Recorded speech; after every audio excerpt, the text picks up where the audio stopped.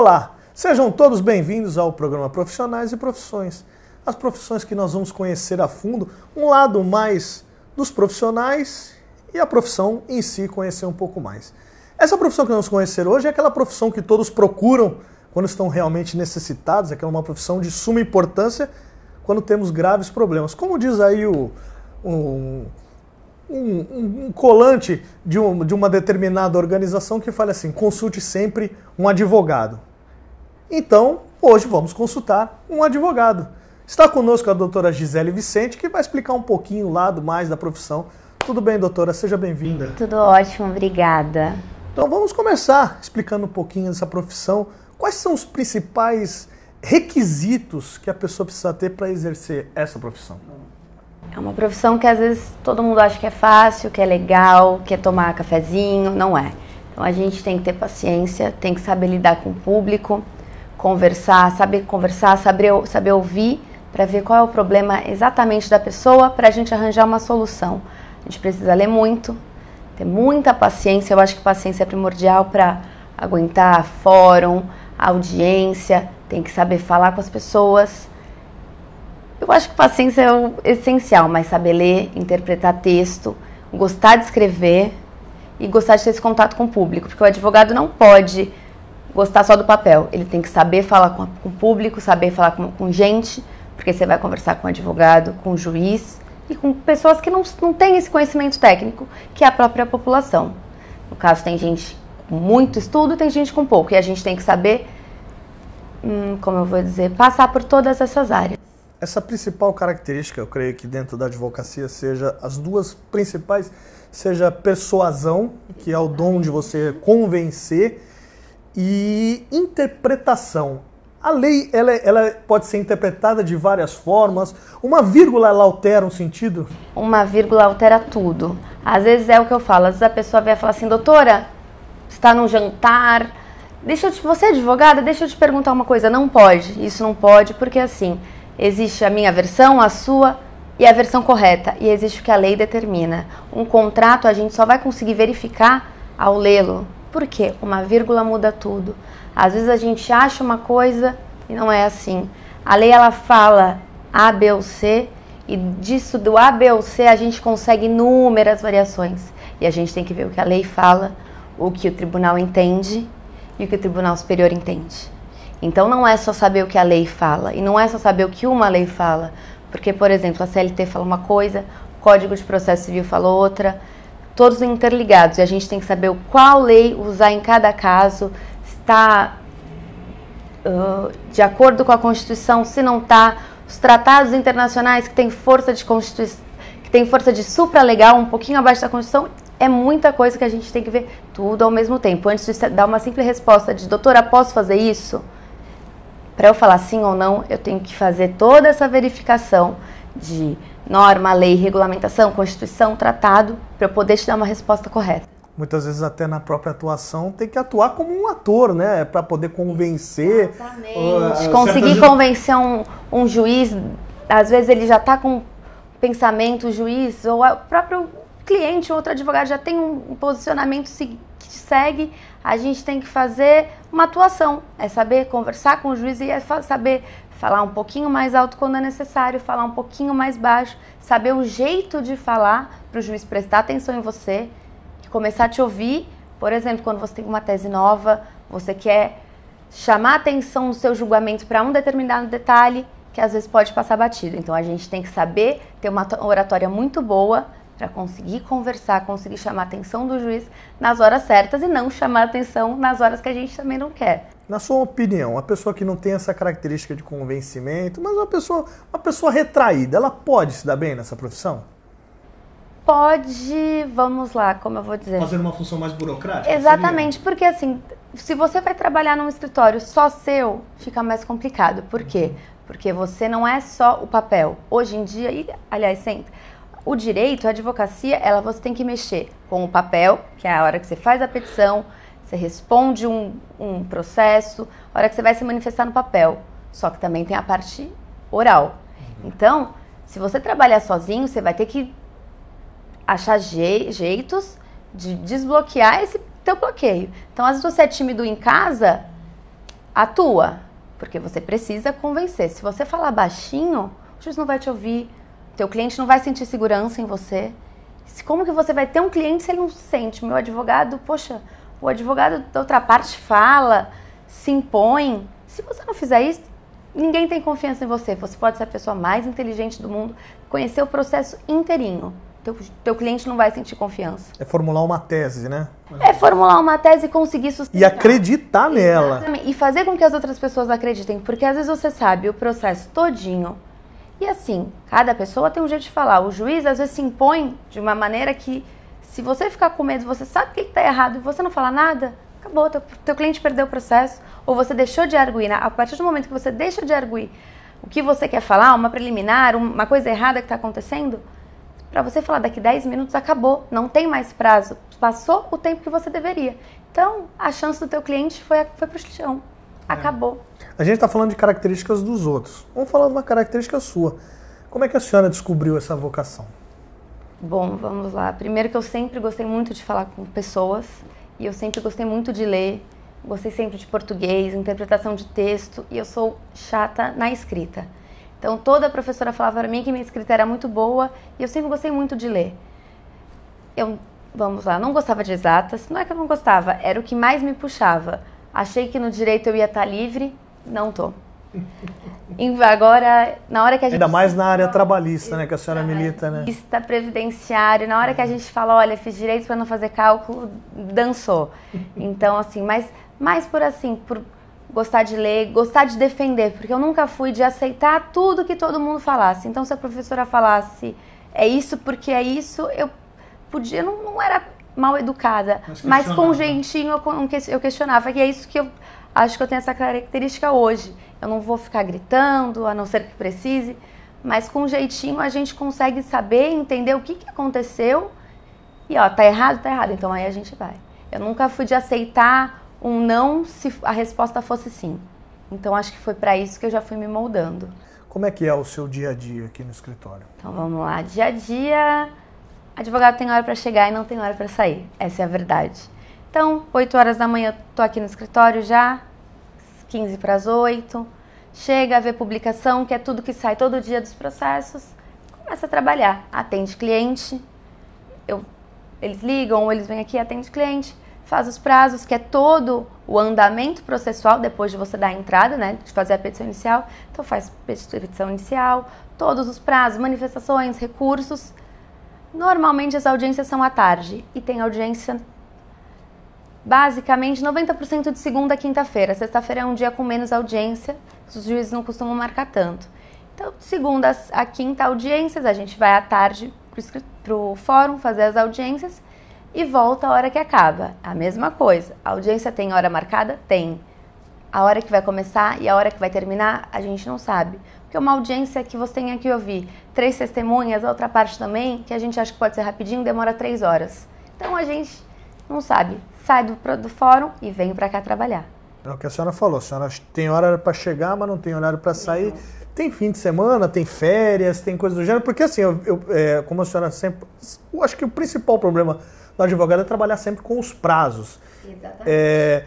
Nos fins de semana tem a necessidade muitas vezes do cliente em poder conversar com vocês. Inclusive no fim de semana tem que atender determinados casos, né? Não, o que acontece? Tem casos que a gente tem essa necessidade de precisar fazer hoje alguma coisa, ter acontecido algum problema hoje. No meu caso, trabalhista, previdenciário, civil, não tem tanta essa necessidade, mais advogados criminalistas.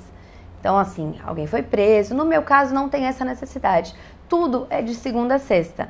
Contudo, tem dia que eu vou sair do escritório 10h30 da noite. Para não ter que vir no sábado, eu saio segunda, terça e quarta, 10h30 da noite. Por quê? Advogado trabalha com prazo. Então, assim, hoje é dia 15. Se o prazo é dia 15, eu tenho que entregar 10 prazos hoje e eu tenho até meia-noite, porque hoje em dia é tudo pela internet. Eu tenho que entregar hoje. Eu não posso entregar amanhã cedinho. Porque se eu entregar amanhã cedinho, acabou. É fora do prazo, não adianta nada. É como se eu não tivesse falado. Por isso que é uma profissão estressante até. A gente acha que às vezes assim, o advogado vai tomar um cafezinho. Não é. Às vezes é muita coisa junto. Eu acho que o advogado tem que ter um fim de semana, tem que ter férias, porque senão fica complicado. Você, um ano, 2 anos, 3 anos, com 15 anos. Responsabilidade, né? Você mexe com patrimônio de pessoas. Não é com patrimônio, é com a vida. Né? Porque assim, às vezes uma pessoa que trabalha 35 anos e quer aposentar e não consegue, que trabalha numa empresa 10, 15 anos e a empresa não pagou o INSS, ele vem falar, doutora, eu não consigo mais trabalhar, eu preciso me aposentar, eu preciso que a senhora me ajude. Como que eu vou perder um prazo de um senhor que me fala isso e ele não vai poder aposentar? Ele vai ter que trabalhar mais 10, 15 anos? É muita responsabilidade. Você tem que saber, você tem que ter a responsabilidade, o discernimento de falar, olha, eu vou ajudar o senhor, ou olha, não tenho tempo, me desculpe, procure outro advogado, mas você tem que pensar que não é patrimônio, só é vida. É a vida da pessoa. A senhora está falando de responsabilidade, como toda responsabilidade demanda de valor de remuneração. Como é que funciona a remuneração do advogado? A remuneração do advogado, na maioria das vezes, quando é trabalhista, você recebe só o final. A maioria dos advogados não cobra para entrar com a ação, porque quando reclamante, né, o trabalhador, a pessoa às vezes não tem nem dinheiro para pagar as contas de casa, então a gente não cobra, você ganha no final da ação, sobre tudo que ela receber, a maioria 30%. Algumas ações, por exemplo, separação, divórcio, que no final não se tenha dinheiro, espécie para receber, tem que ser cobrado antes. Para isso tem a tabela da OAB, ela dá o teu mínimo que você pode cobrar. Então, por exemplo, se eu cobrar menos do que a tabela, não é justo, não é ético, entendeu? Então a OAB ela fornece uma tabela com todos os valores. E é uma tabela disponível para todas as pessoas. Porque às vezes elas falam, advogado me cobrou tanto, é muito caro, que absurdo. A pessoa pode entrar no site da OAB e verificar, olha, realmente era o mínimo. Eu não posso reclamar. Porque o advogado também tem que pagar conta, o advogado tem que pagar escritório, tem que pagar a OAB. Então, assim, todo mundo trabalha e quer receber pelo seu serviço, e o advogado também. E tem uma modalidade para aquelas pessoas que não têm condições financeiras, que tem a modalidade da Procuradoria-Geral do Estado, que são advogados que são remunerados pelo Estado para prestar serviço. Como é que explica para a gente mais ou menos como funciona isso? Na verdade, tem a defensoria, tem algumas cidades que existe a defensoria pública, tá? Então, o que é isso? É um órgão, como se fosse o Ministério Público, chama-se defensoria. Em Cubatão não existe esse órgão. Então, são advogados públicos do Estado. Quem paga é o Estado de São Paulo. Em Cubatão, o que existe? Existe o convênio da Procuradoria. Então, os advogados se inscrevem, né? Não é todo advogado, então você tem que ir na OAB se inscrever para fazer parte desse programa e você vai tem uma lista, tem uma rotatividade e o que acontece? As pessoas com baixa renda procuram a OAB, quem não consegue, não tem condições financeiras de pagar um advogado, vai lá, você vai passar pelo cadastramento, vai verificar teu caso, vai verificar quanto você ganha, se você está na renda apta, e aí é designado um advogado. O advogado é pago pelo Estado também, ao final do processo. São advogados que conciliam a parte particular e prestam também serviço com conveniado com o Estado, seria exatamente, isso? Exatamente isso. Seria exatamente isso. Quais são os instrumentos que a senhora utiliza no dia a dia? Os códigos, como a senhora mesmo citou agora há pouco, tem que verificar a Constituição, verificar uma determinada e consultar a internet, fazer até serviço de informática. Como é que funciona? Quais são os instrumentos que a senhora utiliza no dia a dia? Hoje em dia o advogado não pode ser só advogado, ele tem que ser quase que um técnico de informática. Por quê? Graças a Deus tudo evolui. Então, com a evolução de tudo, o que acontece? Os processos estão evoluindo. Hoje em dia não é mais processo tudo no papel, o processo demora 20 anos para você... eu saí de uma empresa, só vou receber daqui 20 anos, meus netos vão receber o meu dinheiro. Não. Hoje em dia, a grande maioria dos processos está sendo digitalizado ou informatizado. O que é isso? Você não tem mais papel físico. O teu processo é todinho na internet. Então, para você trabalhar hoje, você tem que ter teu computador, não pode ser mais máquina de escrever. Você tem que ter um computador com acesso à internet 24 horas por dia. Por quê? Você pode mandar processo, pode mandar prazo até as 24 horas. Até as 0 horas é prazo. Você tem que ter um computador com internet, você tem que ter um token chamado certificado digital, que é o teu CPF, perante a internet, perante todos os fóruns. E livros, códigos, doutrinas, súmulas, Então, assim, isso você pode tanto procurar pela internet, no site do Planalto, né, no site direto da Presidência, ou ter os códigos. Todo advogado adora ter o código. Gosta de ter a doutrina para você ir ali e ver, porque é o normal ainda. Eu, pelo menos, gosto de procurar as coisas nos meus livros. Então, lançou um livro, eu vou lá e compro, porque é mais gostoso. Ver, você consegue marcar o que você quer, marca texto. Já na hora que você está lendo, já lembra daquele caso, já pega o post-it, marca, fazer no caso tal. Mas é necessário. Agora, a informática tem que ter, além do computador, um scanner ótimo, porque tudo você tem que escanear. Então, assim, a vida do advogado hoje não é só você mais saber as suas leis, saber o prazo, você tem que saber do computador também. Além de ler os códigos, tem que ler as doutrinas, né? Porque você, muitas vezes nas próprias peças, cita doutrinas, Pontes de Miranda e coisas do gênero. Então tem que ler bastante também, né? Tem que ler muito, porque o que acontece? É o que a gente estava conversando, a lei fala uma coisa, a lei é seca, a lei ela não pode discorrer todos os mínimos detalhes. A lei ela fala uma situação abstrata, você tem que trazer a lei para o seu caso. Um jurista conhecidíssimo que vai te dar uma segurança naquilo que você está fazendo, ele embasa a tua tese, você tem que colocar o que ele está falando. Assim como as jurisprudências. O que são as jurisprudências? São entendimentos que outros tribunais, inclusive com aquele que você está tratando, já tiveram sobre determinado caso. Então você coloca as jurisprudências, entendimentos do STF, STJ, TST, para embasar o seu pedido. Se eu falo, olha, o Rodrigo teve um probleminha, o Tribunal de São Paulo já decidiu a favor dele, de Minas Gerais, do Paraná e Brasília, o juiz que vai julgar a atuação vai falar, opa, acho que o Rodrigo pode ter um pouquinho de razão, já olha com outros olhos. Porque se vários outros tribunais já decidiram, se autores renomados entendem além da lei, então já é meio caminho andado. A legislação carece de muita mudança? Algumas mudanças são necessárias, porque o que acontece? São antigas. A vida está mudando, está tudo ficando mais rápido. Adultério, por exemplo, era crime, hoje em dia já não é mais. Então, é necessário a lei atualizar conforme atualiza a vida. Contudo, não pode ser uma mudança geral sempre, porque a gente precisa de uma segurança jurídica. A gente precisa saber que, por exemplo, eu fechei um negócio hoje, eu estou abrindo uma empresa hoje, eu preciso saber quais são as responsabilidades, o que eu vou ter de direitos e de deveres. Se a lei amanhã mudar, depois de amanhã mudar, eu não vou ter essa segurança.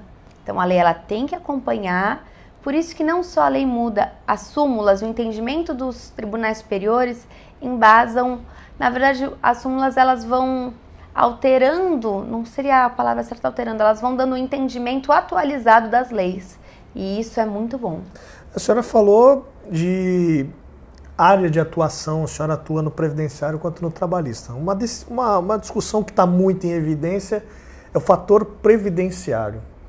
A senhora acha que o fator previdenciário, o que a senhora acha do fator previdenciário, o que a senhora acha do regime de aposentadorias hoje no Brasil? Então, isso é muito grande. Vamos lá. O fator previdenciário que eu acho injusto, acho. Não só o fator previdenciário.